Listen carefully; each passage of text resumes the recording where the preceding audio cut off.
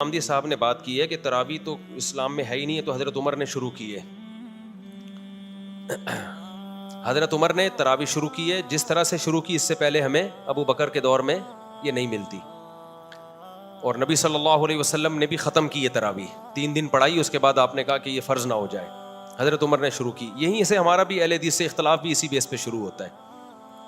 ہم یہ کہتے ہیں کہ اگر آپ نے تراویح کو ماننا ہے حدیث کی روشنی میں، تو حدیث میں تراویح کا ثبوت نہیں ہے بلکہ تراویح کی نفی ہے. 3 دن پڑھ کے آپ صلی اللہ علیہ وسلم نے اس کو کیا کر دیا؟ ختم. تو آپ بھی ختم کریں. سمجھتے ہیں نا؟ آپ ایک بھی رکعت نہ پڑھیں. بولے تہجد ہے 8 رکعتیں اخپل طریقے سے انفرادی جو جتنی پڑھنا چاہے. اور اگر آپ عمر رضی اللہ تعالیٰ عنہ کے عمل کو بیس بناتے ہیں تو پھر عمر رضی اللہ تعالیٰ عنہ نے 20 پڑھی ہیں، 8 نہیں پڑھی ہیں. 8 کے بارے میں جو موطا کی روایت ہے وہ ضعیف ہے، اور اس کی 2 دلیلیں بہت مضبوط ہیں. نمبر 1، موطا امام مالک کی تصنیف ہے. امام مالک خود بھی 8 کے قائل نہیں ہیں، وہ تو 20 سے بھی زیادہ کے قائل ہیں. اور کیوں قائل ہیں؟ اصل میں تو وہ بھی 20 ہی کے قائل ہیں، لیکن 16 رکعتوں کے کس بیس پہ قائل ہیں وہ ایک الگ بحث ہے، وہ بھی ہمارا ہدف نہیں ہے. باقی تینوں ائمہ 20 کے قائل ہیں. تو حضرت عمر کی یہ جو 8 رکعتوں والی روایت ہے، پہلی بات تو یہ کہ امام مالک نے مالکی مذہب میں بھی فتویٰ 8 پر نہیں ہے، تو وہ کیوں اپنی کتاب کو چھوڑیں گے؟ اور سند کے لحاظ سے وہ مضطرب ہے. اس کا اضطراب کیا ہے؟ جو سند مضطرب ہوتی ہے نا، اگرچہ وہ راوی ثقہ بھی ہوں، لیکن مضطرب سند راوی کا اضطراب ہے نا، وہ ایک بیان پہ ٹکتا نہیں ہے، تو اضطراب کی بیس پہ بھی حدیث ضعیف ہوتی ہے. لہذا بہت سارے محدثین نے اس کو مضطرب کہہ کے اس حدیث کو رد کر دیا ہے. اور تیسری زبردست دلیل یہ ہے کہ اگر حضرت عمر نے 8 شروع کی ہوتی، صحابہ تابعین میں ہمیں کسی رمضان میں 8 رکعت کوئی پڑھتا ہوا تو نظر آتا ہے نا. کوئی ایک ضعیف روایت بھی نہیں ہے. بصرہ میں، کوفہ میں، دمشق میں، شام میں، ملیشیا میں، کہیں بھی اس دور میں کسی صحابی یا تابعین نے 8 رکعتیں پڑھی ہوں. 16، 20، 24 اتنی ملتی ہیں ہمیں. 16 کم سے کم 16 ملتی ہیں، ورنہ زیادہ میجورٹی تو 20 پڑھتی ہے. وجہ کیا ہے؟ ان سب نے اس میں کس کو فالو کیا؟ جب تراویح انہوں نے حضرت عمر سے لی ہے تو رکعتیں بھی کس سے لی؟ حضرت عمر سے لی ہیں انہوں نے. تو امام شافعی جو انہوں نے کہا میں نے اہل مکہ کو 20 رکعتیں پڑھتے ہوئے پایا، امام ابو حنیفہ نے اہل کوفہ کو، جو صحابہ تابعین سے جو نمازیں منقول ہو کے آئی نا، صحابہ سے بھی ہمیں تابعین سے بھی یہی ملتی ہیں 20 رکعتیں. تو اس لیے ہمارا پہلا سوال تو اہل حدیث سے ہے کہ یہ کیا بات ہے، آپ بخاری کی 8 رکعتوں والی حدیث پیش کرتے ہو، نبی رمضان غیر رمضان میں 8 پڑھتے تھے. تو نبی کے عمل کو فالو کرنا ہے تو نبی نے تو 3 دن پڑھ کے کیا کر دیا؟ ختم کر دی نا. تو پھر ختم والی حدیث ابھی تو پیش کرو نا، پھر آپ کیوں پڑھ رہے ہو؟ اور اگر عمر کو لینا ہے تو پھر پوری بات عمر کی لو نا. جماعت بھی آپ نے عمر سے لی تو رکعتیں بھی آپ کس سے لو؟ حضرت عمر سے لو. اب یہاں تک تو اہل حدیث کا جواب ہو گیا. اب ہمارا سوال جو غامدی صاحب کا سوال ہے کہ یہ تو نبی نے پڑھ کے چھوڑ دی تھی، نبی سے تو ثبوت ہی نہیں ہے، یہ تو حضرت عمر کے لہٰذا یہ سرے سے نماز ہے ہی نہیں. ہم کہتے ہیں آپ نبی کے عمل کو دلیل بنا رہے ہیں کہ نبی سے ثابت نہیں ہے، بلکہ نبی سے چھوڑنا ثابت ہے نا آپ صلی اللہ علیہ وسلم سے. تو نبی کے عمل کو اگر آپ دلیل بنا رہے ہو تو نبی کے قول کو کیوں دلیل نہیں بنا رہے؟ علیکم بسنتی و سنت الخلفاء الراشدین المہدیین، میری اور خلفائے راشدین کی سنت کو فالو کرو. تو یہ ہم عمر کو فالو کر رہے ہیں کس کے کہنے سے؟ نبی کے کہنے سے. ممکن ہے کچھ اسکالرز یہاں کے کہیں کہ اچھا حضرت عمر کا تو فلاں فیصلہ ہے، وہ فلاں فقیہ نے نہیں مانا، فلاں صحابی نے نہیں مانا، تو آپ ہر بات تو عمر کی ویسے بھی نہیں مانتے. کچھ مسائل ہوں گے نکالے جا سکتے ہیں. ہم کہہ رہے ہیں یہ وہ مسئلہ ہے، حضرت عمر کی اس بات کو تمام صحابہ نے مانا، عثمان نے، علی نے، عبداللہ بن مسعود نے، حضرت عائشہ نے، پوری دنیا میں مشرق مغرب شمال جنوب تراویح کا انعقاد کیا ہو گیا؟ شروع ہو گیا، اور تواتر کے ساتھ آج تک چلا آ رہا ہے. حتیٰ کہ حرمین میں پچھلے سال 10 رکعتیں ہوئی ہیں، اس سے پہلے 1400 سال میں کوئی نہیں دکھا سکتا 20 رکعت سے 1 رکعت کم ہوئی ہو. اب یا تو حضرت عمر نے کوئی نئی چیز گڑھی ہے، غلطی ہوئی ہے ان سے، غلطی ہوئی ہوتی صحابہ اسی وقت آپ کو ٹوک دیتے. نہیں ٹوکا، یہ اس کی علامت ہے کہ حضرت عمر نے بدعت کا آغاز نہیں کیا، بلکہ حضرت عمر نے پیغمبر کے عمل کو زندہ کیا ہے. جو عمل ختم ہو چکا تھا، بالکلیہ ختم نہیں ہوا تھا، جماعت کا عمل ختم ہو گیا تھا، اور جماعت کا عمل بھی بالکلیہ ختم نہیں ہوا تھا، ایک امام کے پیچھے نماز کا عمل ختم ہو گیا تھا. ہوا یہ ہے کہ نبی صلی اللہ علیہ وسلم نے جب 3 دن تراویح پڑھائی ہے نا، تو آپ صلی اللہ علیہ وسلم نے فرمایا کہ تم پہ فرض نہ ہو جائے، تو آپ نے خود آنا چھوڑ دیا.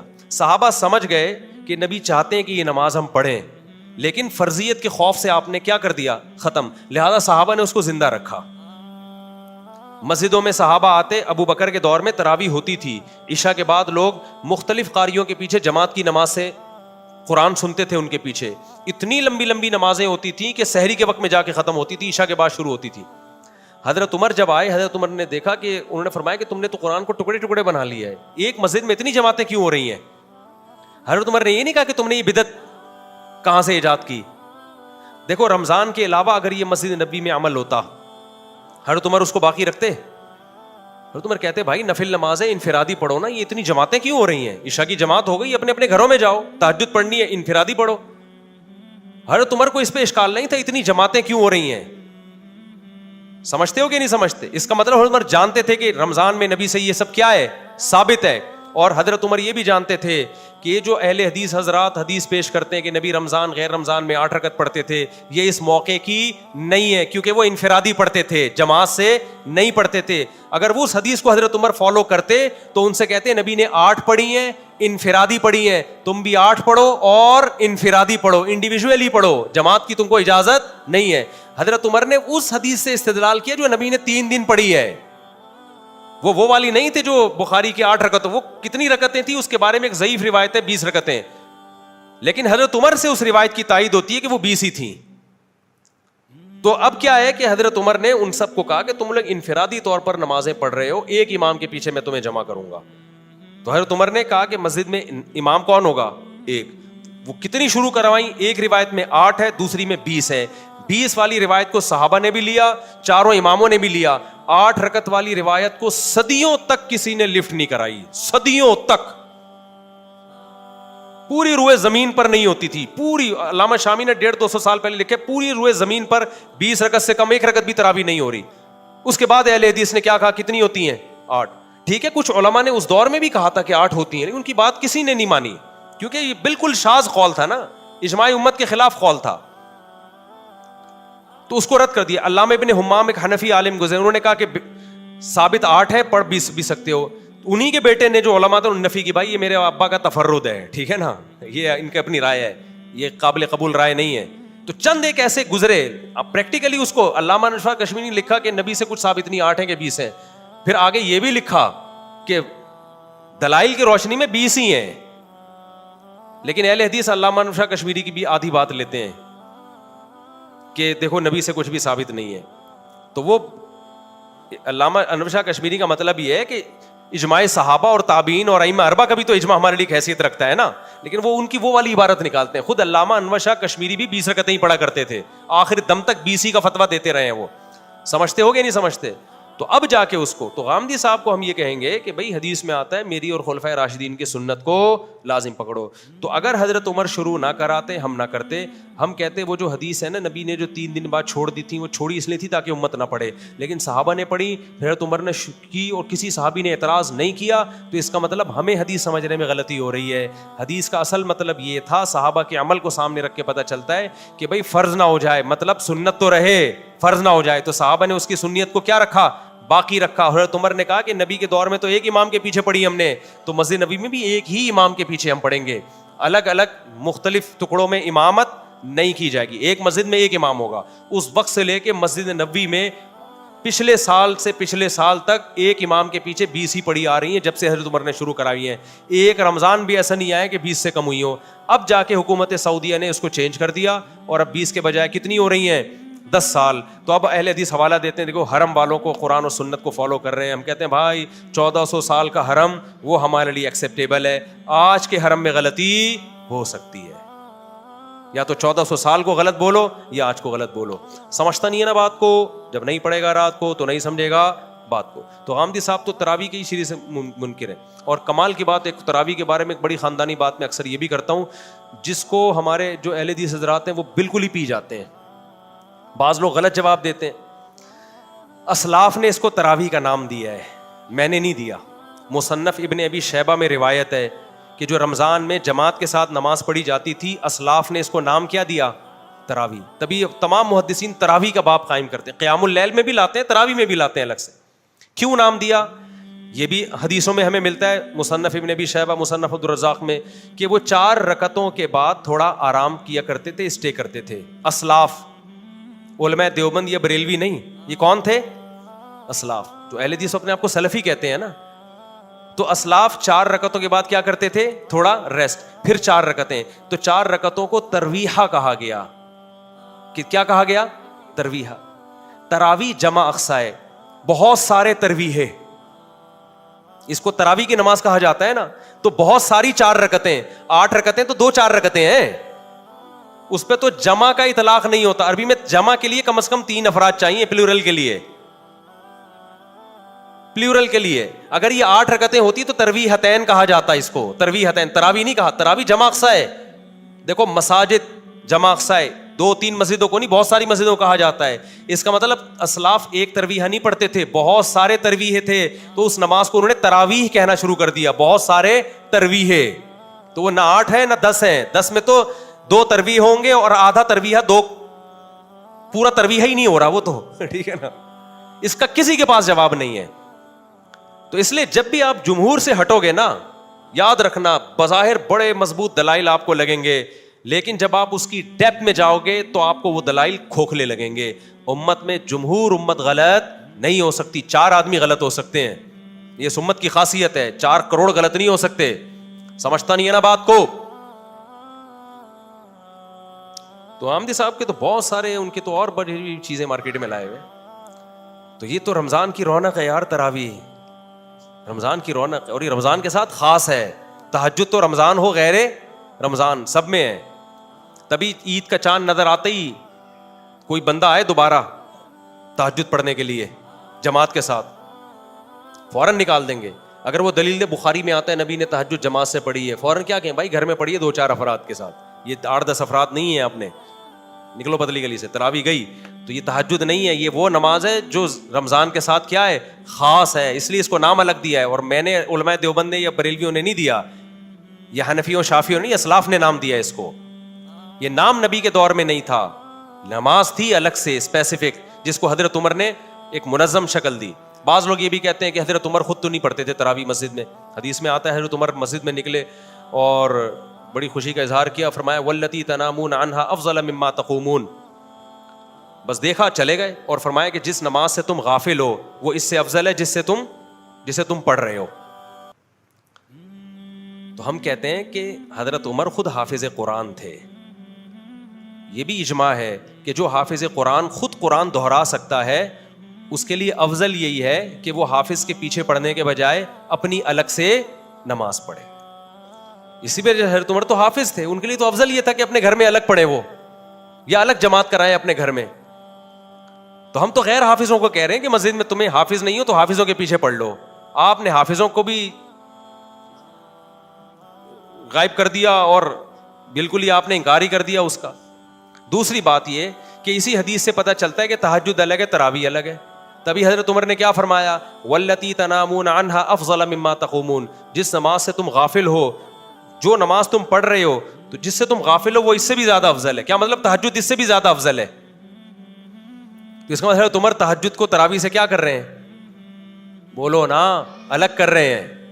اور یہ کہتے ہیں کہ تہجد تراویح ایک ہی ہے. تو اس حدیث سے تو پتہ چل رہا ہے کہ تہجد الگ ہے، تراویح الگ. اب یہاں ایک سوال پیدا ہوتا ہے، اتنا تو پتہ چل گیا کہ تہجد افضل ہے، تراویح کیا ہے؟ بولو، کم افضل ہے. تو خوب سمجھ لیں، بعض دفعہ ایک چیز کم افضل ہوتی ہے لیکن اس کی تاکید زیادہ ہوتی ہے. بعض دفعہ ایک چیز افضل ہوتی ہے لیکن اس کی تاکید کیا ہوتی ہے؟ کم ہوتی ہے. جیسے آپ فجر کی 2 سنتیں پڑھتے ہیں، فجر سے پہلے 2 سنتیں، تاکید اس کی زیادہ ہے، ثواب تہجد کا زیادہ ہے. ظہر سے پہلے 4 سنتیں پڑھتے ہیں، سنت موقدہ ہیں، تہجد سنت موقدہ نہیں ہے، ثواب تہجد کا زیادہ ہے. لیکن تہجد چھوڑ دو قابل ملامت نہیں ہو، سنت موقدہ چھوڑ دو قابل ملامت ہو.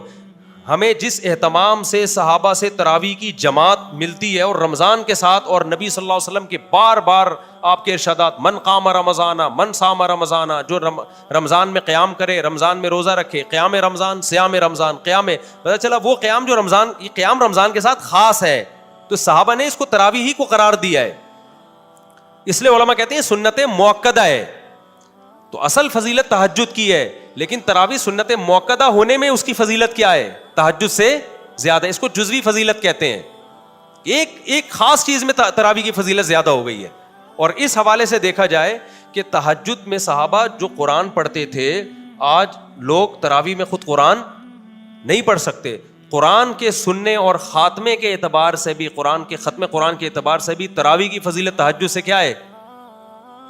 زیادہ ہے. کیونکہ اکثر لوگ حافظ نہیں ہیں, وہ تہجد میں قرآن تھوڑی ختم کر پاتے ہیں, سمجھتا نہیں ہے نا کیا. تو ہمارے پاس سب سے بڑی بات یہ کہ دیکھو, عوام کو میں ایک آسان بات کرتا ہوں, تمہیں دلائل سمجھ میں نہیں آتے نا, تم ان اسکالرس کو سنتے ہو, تم یہ تو مانتے ہو نا ابو حنیفہ کا علم اور تقویٰ ان سے زیادہ, انہوں نے صحابہ کی زیارت کی. امام شافعی نے تابعین کی زیارت کی, ان کا علم بھی زیادہ, ان کا تقویٰ بھی زیادہ. امام احمد امام بخاری کے استاذ ہیں, امام شافعی امام احمد کے استاذ ہیں. امام مالک تو ایسے امام ہیں جن کے بارے میں بہت سارے علماء قائل ہیں کہ جو حدیث میں آتا ہے نا کہ مدینہ میں ایک عالم پیدا ہوگا جس کی طرف دنیا آئے گی, جمہور اس کے قائل ہے کہ اس سے امام مالک مراد ہیں جنہوں نے تابعین کی زیارت کی. اتنے بڑے بڑے اسکالرز جن کو 99% دنیا نے فالو کیا ہے. تو میں صرف عوام سے پوچھتا ہوں, ان کی عقل قرآن و حدیث کو سمجھنے میں زیادہ ہے یا آج کل کے اسکالرز کی؟ لوگ فوراً کہتے ہیں ہم کسی امام کو نہیں مانیں گے, ہم حدیث کو فالو کریں گے. بھائی آپ امام کو حدیث کے مقابلے میں نہ لے کر آؤ, یہ گڑبڑ کر, یہ لفاظی ہے. ہم کہتے ہیں حدیث کی ایک ایکسپلینیشن ہے, ایک ایکسپلینیشن غامدی صاحب کر رہے ہیں, ایک فلاں پروفیسر کر رہا ہے, ایک فلاں شخص کر رہا ہے, ایک فلاں مولانا کر رہا ہے, اور ایک ایکسپلینیشن ہے جو چاروں اماموں نے کی ہے بالاتفاق. تو ہم اس عوام کو کہیں گے اس ایکسپلینیشن کو مانو جو چاروں امام کر رہے ہیں, ان کے فالوورز بھی زیادہ, اور اس دور میں فالو کیا جب علم کا دنیا میں غلبہ تھا. آج کل کے اسکالرز کو فالو نہ کرو. عبداللہ بن مسعود کہتے ہیں من کان منکم مستنن فلیستن بمن قد مات فإن الحی لا یؤمن علیہ الفتنہ, کہ جو جس نے فالو کرنا ہے نا پہلے گزرے ہوئے لوگوں کو فالو کرے, وہ آج کل کے اسکالرز کو فالو نہ کرے. یہ عبداللہ بن مسعود کا قول ہے, کیونکہ آج کل کے لوگوں کے بارے میں فتنے کا خوف زیادہ ہے, ان کے بارے میں زیادہ ہے کہ وہ کسی فتنے میں مبتلا ہوں گے. تو عبداللہ بن مسعود اپنے بارے میں کہہ رہے ہیں, تو آپ آج کل کے دور کے اسکالرز کو کیسے ان پر یعنی ان کے برابر لا سکتے ہو؟